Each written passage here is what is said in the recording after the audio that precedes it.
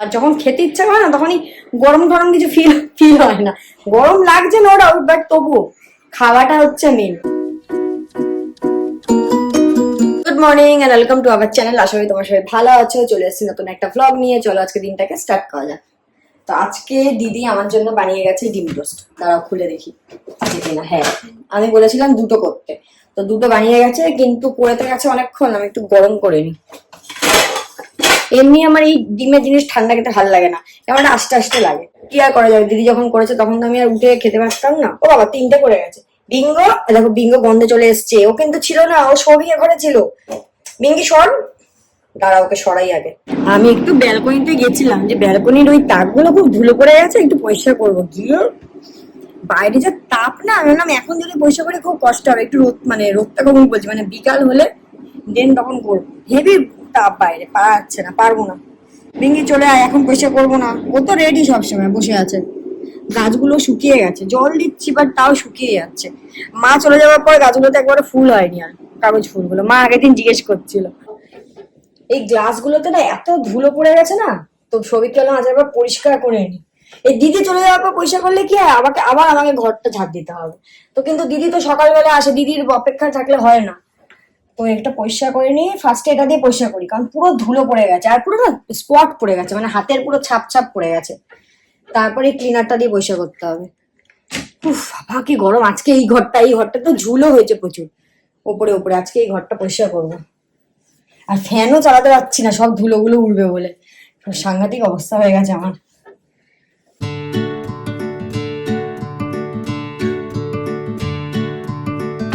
আমি এই হাফ অব্দি পুচ্ছি, ওপরটা সৌভিককে ডাকবো, আমি তো হাত পাবো না। আর এই ঘরটায় না ওই যে মইটা আছে, ওটা মানে ওটা স্পেস হবে না, ওটা দাঁড়া করানো যাবে না। এখানে সৌভিককেই পুষতে হবে ওপরগুলো। কি অবস্থা হয়েছে ঝুলপুরে। আমার যতদূর হাত যাচ্ছে আমি ততদূর করছি, বাকিটা বাবানকে বলবো করতে। গা হাতটা আমার রিলি করছে দেখে। আর দরজার পেছনগুলো না আমি খেয়ালই করি না। বাথরুমেও পড়েছে ঝুল, বাট একদিনে সব হবে না। আজকে শুধু এই ঘরটাই পরিষ্কার করতে হবে। আজকে একটু তোমার কাজের প্রেশার কম আছে, তো ওই জন্য ভাবলাম পরিষ্কার করে নি। এখানে এখন সব মাটিগুলোকে কি করছিস এগুলো, মানে খুঁটি দিচ্ছি। খুঁটি খুঁটি দিচ্ছিস?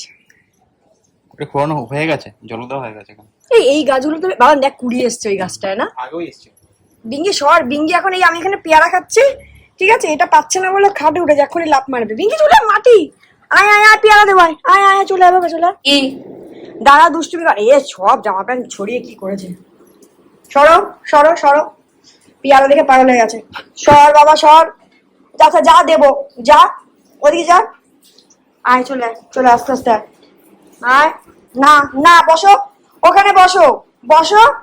ও পেয়ারা খাবার দেখলেই জিভ লাক লাক করে না, দেখেছো? বসতে পারেছে কিন্তু বিঙ্গো। আমরা এই জাস্ট লাঞ্চ করতে বসলাম। তা আজকে তো লাঞ্চে আমার একটা হেভি ফেভারিট জিনিস আছে।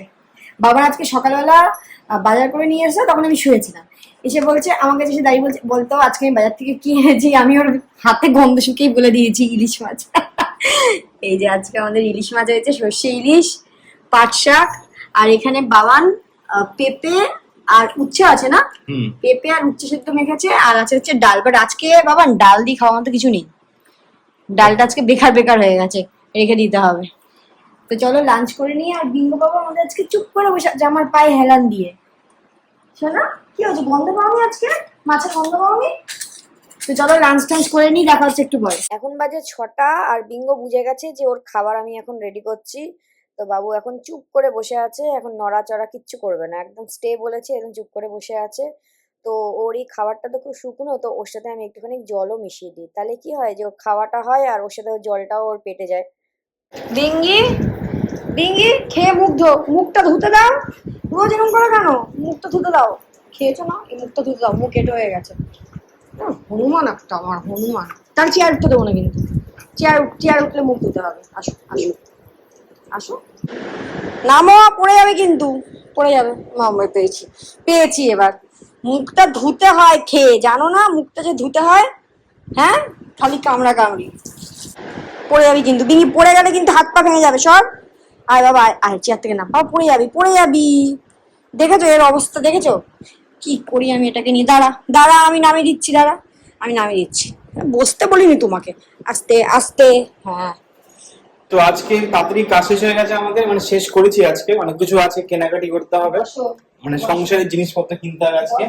কি কিনতে হবে আজকে? তোর কি আছে? সংসারের জিনিস মানে মেন বিঙ্গো, বিঙ্গোর খাবার কিনতে হবে, ওর একটা গলার বেল্ট কিনবো, একটা লিস কিনবো, অনেক কিছু কেনার আছে বাবা। দাঁড়া, কারণ ওর বেল্টটা দেবো স্টে, কারণ ওর বেল্টটা হচ্ছে কি বারবার খুলে যাচ্ছে না, তো ওর জন্য নতুন একটা বেল্ট আর লিস কিনবো। চা খেয়ে নিই, তাড়াতাড়ি তাড়াতাড়ি বেরোবো, তো তাড়াতাড়ি ফিরতে পারবো। আচ্ছা দেবো, বসো। এখানে অনেক অপশন ছিল, আমি বেছে বেছে এটা নিয়ে, এটা রেড খুঁজছিলাম, রেড কালারের নেই বলে এটা নিয়েছি, এটা গলার। আর এই লিস্টটা নিয়েছি, এটা অনেক বড়, ডবল করেও পরানো যাবে, সিঙ্গেল করেও পরানো যাবে, অনেক বড়। এই যে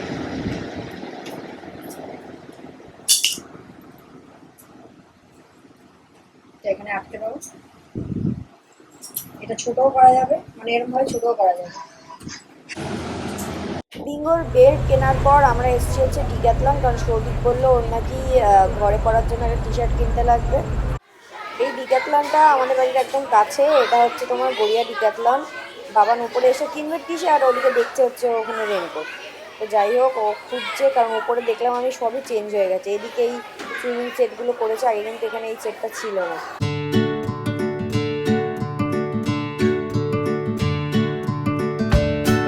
সৌভিক ওদিকে টি শার্ট দেখছে, আর আমি এদিকে এই সুইমিং সেটগুলো একবার দেখছি, কারণ আমার অলরেডি এখান থেকেই কেনা, কিন্তু যেটা আছে ওটা আমার অত ফেভারিট না। বাট আমি এখানে একটা দেখছি, এই যে এই প্রিন্ট কালারের যে প্যান্টগুলো, এটা আমার খুব ভালো লেগেছে। তো সৌভিককে বলেছি নেক্সট যখন কোথাও ঘুরতে যাবো তখন এটা আর উপরে এর সাথে টি শার্টটা নিয়ে যাবো। ওরা বললো টি শার্টের সেকশনটা নাকি এখন নিচে হয়ে গেছে, তো বাবা না আবার নিচে যাচ্ছে, আমরা কিন্তু নিচ থেকেই আসলাম। তো যাই হোক, তখন অত খেয়াল করিনি। এই ব্লু কালারের টি শার্টটা বাবানের পছন্দ হয়ে গেছে, তো এটাই নেবে বললো। আমরা ডিক্যাথলনে আসলে বেশিরভাগ টাইম তোমার ওই সেলফ বিলিংটা করাই পছন্দ করি, কারণ এটা হচ্ছে অনেক টাইম সেভ করে। আজকে আমি বাবানকে বলেছি বিরিয়ানি বানাবো। এবার বিরিয়ানির সব জিনিসপত্রগুলো ছিল শালিনীদের বাড়িতে, মানে সব গোলাপ জল, কেওড়ার জল, প্রেশার কুকার সব। সেই দিনকে বিরিয়ানি করেছিলাম, আর আনাই হয়নি, তো এই গিয়ে নিয়ে আসলাম। এই যে সব পোটলা করে গিয়ে নিয়ে আসলাম, যাই ওপরে গিয়ে একটু বিরিয়ানি বানাই। তো স্নেহা এখানে বানাচ্ছে বিরিয়ানি অনেকদিন পর। এই বিঙ্গো চুপ কর। এখানে বিরিয়ানি হচ্ছে, মাংস কষা হচ্ছে, ভাত হয়ে গেছে, ভাত হয়ে গেছে, আলু হয়ে গেছে ভাজা। এরপরে দেখাচ্ছি আস্তে আস্তে করছে, একটু দেখাচ্ছি এসে পরে। এখন আমার এখানে চিকেন হয়ে গেছে, মানে ভাতও হয়ে গেছে। এখন যাই আমি গিয়ে একটু ফ্রেশ হয়ে আসি। অ্যাকচুয়ালি আজকে ইচ্ছা ছিল মাটন বিরিয়ানি খাবো, কিন্তু ওই ডিক্যাথলনে গেলাম, আস্তে আস্তে তো রাত হয়ে গেল মাটনের দোকানে। আর এই লাস্টের দিকে গেলে আর ভালো মাটন পাওয়া যায় না, মানে একটুখানি পড়ে থাকে, তো ওর জন্য আর মাটন বিরিয়ানি করা হয়নি, চিকেন বিরিয়ানি করলাম। তো যাই হোক, আজকে হেভি বিরিয়ানি মানে খেতে ইচ্ছা করছিল, আর যখন খেতে ইচ্ছা করে না তখনই গরম গরম কিছু ফিল হয় না। গরম লাগছে না ওরা, বাট তবুও খাওয়াটা হচ্ছে মেন। আমাদের বিরিয়ানি এখন হয়ে গেছে, বিরিয়ানি হয়ে গেছে মানে ভাত হয়ে গেছে, চিকেন হয়ে গেছে। এখন এই দেখো শেষ অংশ, আমি লাস্টে ঘি দিতে গিয়েছি, ঘি শেষ, কাঁচি কুচি যা আছে তাই দিয়ে দিয়েছি। এখন দম করতে বসিয়ে দেবো, আর মোটামুটি 15 মিনিট লাগবে। ডান ডান বাবান, দেখতে তো সেই হচ্ছে। দাদা হোক, তুই ফ্রেশ হয়ে গেছিস তো? আমি ফ্রেশ হয়ে গেছি, তাহলে আমি দম করতে বসে ফ্রেশ হয়ে আসি। আমি ফ্রেশ হয়ে গেছি, ও বাবা। আর এখানে আমার বিরিয়ানিও হয়ে গেছে শিওর, কারণ হেভি গন্ধ বেরোচ্ছে। তো এখন এটাকে খুলবো। আমার কেমন গন্ধ বেরোচ্ছে, হেভি গন্ধ হচ্ছে। এই দেখো বিরিয়ানি হয়ে গেছে। আমি একটু বেশি করে করেছি জানিস তো বাবান, যদি থাকে থেকে যাবে, কালকে খাবো। এত খাটাখাটনি করে এই গরমের মধ্যে যে বিরিয়ানিটা বানালাম, বাট সার্থক বানানোটা, দারুণ হয়েছে, দারুণ।